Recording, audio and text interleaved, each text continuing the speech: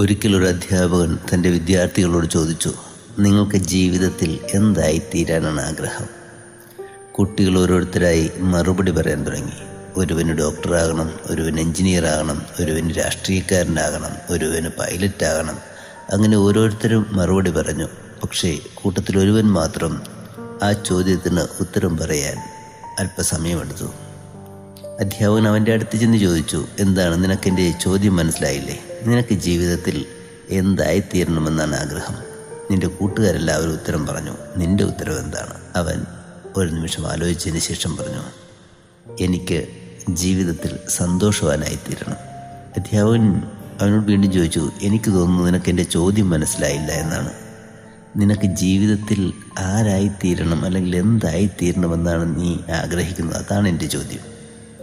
കുട്ടി പറഞ്ഞു, സാറിൻ്റെ ചോദ്യം എനിക്ക് മനസ്സിലായി, പക്ഷേ ജീവിതത്തിൻ്റെ അർത്ഥം എന്താണെന്ന് സാറിന് മനസ്സിലായിട്ടില്ല. അതാണ് പ്രശ്നം.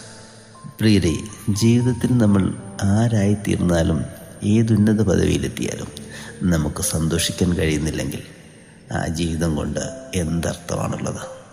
ആകയാൽ നമുക്ക് ജീവിതത്തിൽ സന്തോഷവാനായിരിക്കുവാൻ കഴിയുന്ന കാര്യങ്ങളെപ്പറ്റി ധ്യാനിക്കാം. യഥാർത്ഥ സന്തോഷം ലോകം നൽകുന്നതല്ല, അത് ദൈവം നൽകുന്നതാണെന്നേ. God bless you.